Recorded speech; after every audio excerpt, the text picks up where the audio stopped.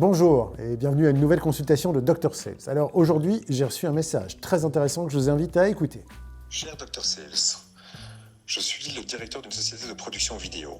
Et aujourd'hui, avec l'avènement des réseaux sociaux et des smartphones, on se rend compte que tout un chacun peut réaliser de la production vidéo en toutes circonstances.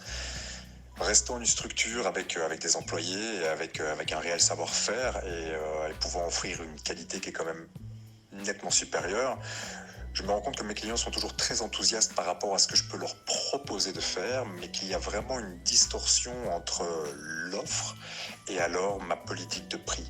On se rend compte que c'est souvent un peu trop cher, visiblement, et le closing reste quelque chose de très compliqué pour moi.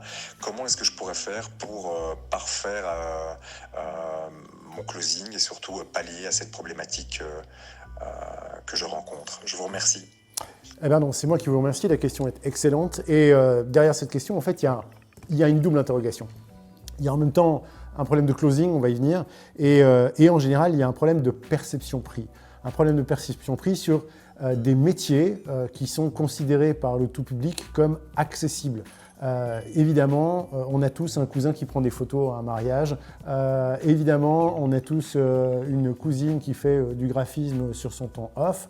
Et en même temps, on a des professionnels de la photo et des professionnels du graphisme ou de plein d'autres métiers qui, eux, ont des tarifs plutôt élevés parce qu'ils correspondent au prix du marché, qui ont du mal à les faire valoir contre le coup de main potentiel d'un amateur qui le donnerait. Donc on a un décalage dans la perception des prix et ça, c'est très problématique. Alors, la première chose, c'est souvent ce que je constate, c'est qu'en fait, le prix est mal amené. Et ça, on peut en faire une problématique commerciale générale. On peut interroger tous les commerciaux que je croise et leur demander quand est-ce qu'ils vont parler du prix. Quand est-ce que vous amenez le prix à votre client une fois que vous sentez qu'il y a un intérêt pour vos prestations? Eh bien, dans la grande majeure partie du temps, la tendance, c'est le plus tard possible.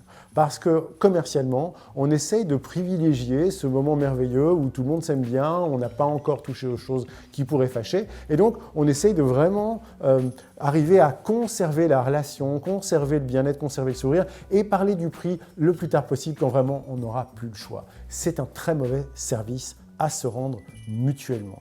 Je vous signale, le commercial, c'est d'abord celui qui va réussir à transformer cet inconfort en avantage par rapport à son client et à ses compétiteurs.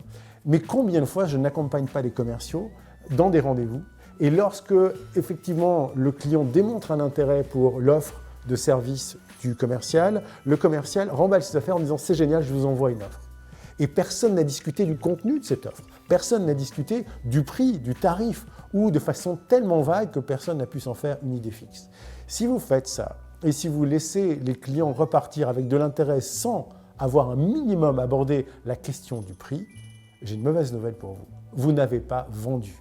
Vous avez éventuellement un peu séduit, vous avez construit de la relation, mais vous n'avez pas fait un acte de vente. L'acte de vente se produit quand le client va accepter de travailler avec vous dans les conditions qui vous conviennent à tous les deux. Or, à ce moment-là, lorsque vous partez et que vous promettez d'envoyer une offre, vous n'avez absolument pas abordé cette question des conditions qui conviennent aux deux. Donc, encore une fois, au lieu d'en faire un problème, on va en faire un sujet. Et c'est pour ça que le terme closing est intéressant. Tout le monde a une obsession sur la conclusion des ventes et on pense que conclure, c'est closer.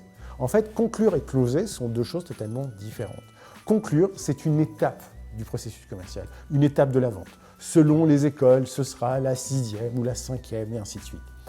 Mais closer, ce n'est pas une étape, c'est un état d'esprit.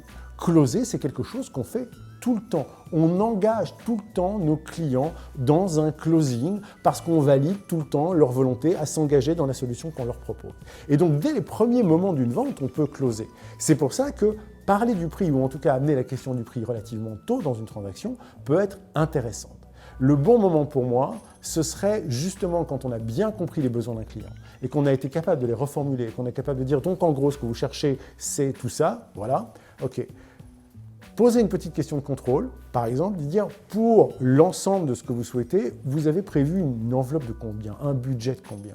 C'est bien de le refaire juste après une reformulation parce que le client ayant pu exprimer toutes ses envies va forcément être un peu limité dans le fait de pouvoir choisir la fourchette basse. Donc il va vous donner un prix qui est probablement plus raisonnable. Après, à vous de voir en tant que prestataire si ce prix correspond aux réalités ou pas de votre marché. Et à vous de vous défendre tout de suite en disant, écoutez, pour ce prix-là, ça ne va pas être possible. Je vous ramène aux réalités. Je comprends votre échelle de comparaison, mais ça ne sera pas possible. Et de là, oui, il va falloir accepter une partie désagréable du travail. Certains clients ne vont pas accepter vos prix. Mais je préfère 1000 fois que vous le sachiez tout de suite et qu'à la rigueur, vous ne lui envoyez pas une proposition, à savoir que vous gagnez du temps en rédaction de proposition, en suivi, en angoisse, en questionnement par rapport à vous-même et vous concentrer sur des clients qui, eux, vont respecter les tarifs de votre proposition, plutôt que être dans ce qu'on va appeler du wishful thinking et dire « Ah, mais c'est pas grave, je vous envoie une proposition » et relancer, vous casser les dents et commencer à vous faire de véritables interrogations sur votre propre capacité à vendre. L'important, c'est d'arriver à parler du prix au moment où le client est là, parce que c'est à ce moment-là que le deal peut se faire, que la vente peut se faire. L'autre chose, c'est évidemment changer le biais d'ancrage. L'ancrage, c'est ce facteur humain qui fait que c'est le premier qui va avoir fait mention d'un prix, qui va créer l'encre, qui va créer le premier rapport autour duquel tous les autres prix se créeront. Si vous regardez un peu sur Internet, vous voyez très bien que tous les tunnels de vente que vous voyez sont toujours composés de la même façon. On vous parle d'une super formation qui vaut 5000 € et puis on vous la barre, on vous la barre, on vous la barre pour ensuite vous la vendre à 398 €. Tout ça sont du travail psychologique sur ce qu'on appelle le biais d'ancrage. À savoir que tout de suite, en vous ayant placé un prix, même s'il est fictif, de 5000 €, je vous donne un signal qui est de dire, par rapport à 5000 €, mon offre de 398 € est fort peu chère. Alors, encore une fois, c'est une technique grossière, mais qui fonctionne psychologiquement parlant, parce qu'elle ne s'adresse pas à votre cerveau intelligent, à votre système 2, votre système réflexif, mais à votre système réflexe, votre système 1. Que faire alors? Vous pouvez essayer de tirer profit de ce genre de choses. Vous pouvez, à partir du moment où le client vous a exprimé en grand son rêve, son souhait, vous pouvez dire, écoutez, les prix du marché habituellement pour ce type de prestation sont situés entre un tel et un tel.